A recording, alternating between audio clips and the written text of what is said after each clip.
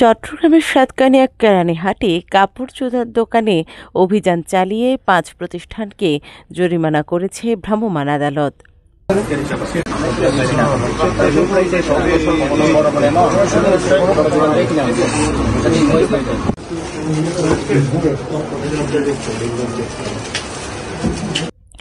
ঈদকে পুঁজি করে কিছু অসাধু ব্যবসায়ীরা নির্ধারিত মূল্যের চেয়ে অধিক লাভে পণ্য বিক্রি করে থাকেন। তবে থেমে নেই প্রশাসনের নজরদারি। নিয়মিত চলছে অভিযান।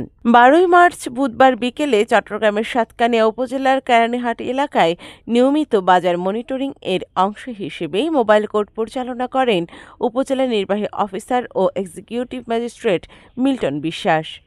এ সময় মূল্য তালিকা প্রদর্শন না করা এবং নির্ধারিত মূল্যের চেয়ে অধিক মূল্যে পণ্য বিক্রয় করার অপরাধে জাতীয় ভোক্তা অধিকার সংরক্ষণ আইন ২০০৯ এর সংশ্লিষ্ট ধারায় নিউ মার্কেট আম্মাজান পাঞ্জাবি বিতানকে ২৫,০০০ টাকা, রিমেক্স ৬৯কে ১৫,০০০ টাকা, শৈল্পিককে ১,০০০ টাকা, আর্টেক্সকে ৫,০০০ টাকা এবং সুবাজারকে ৫০,০০০ টাকা সহ ৫টি মামলায় সর্বমোট ৯৬,০০০ টাকা অর্থদণ্ড প্রদান করা হয়।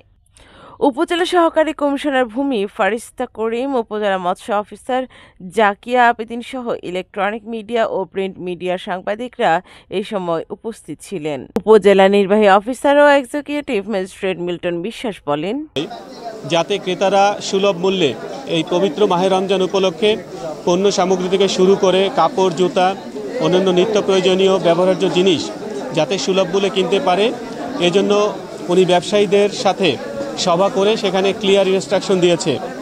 এবং জেলা প্রশাসক মহোদয়ের প্রথম প্রায়োরিটি হচ্ছে জনসাধারণ যাতে সুলভ মূল্যে এবং এই যে নাভিশ্বাস যাতে না উঠে যায়, এজন্য নিয়মিতভাবে বাজার তদারকি করার ইনস্ট্রাকশন আমাদেরকে দিয়েছে।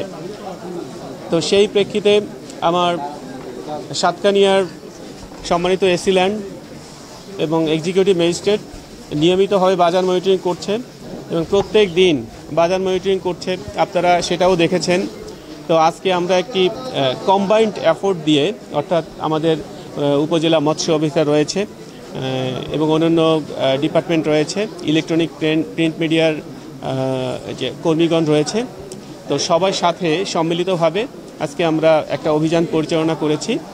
মূলত আমরা কাপড়ের দোকান, জুতার দোকান এই সমস্ত জায়গায় অভিযান করেছি এবং অভিযান করে যাদের ট্রেড লাইসেন্স নেই, যারা অতিরিক্ত মূল্য রাখে এবং যারা সরকারকে ভ্যাট ফাঁকি দিচ্ছে, এগুলো আমরা আইডেন্টিফাই করে আমরা ৬টি প্রতিষ্ঠানকে ৯৬,০০০ টাকা অর্থদণ্ড দিয়েছি।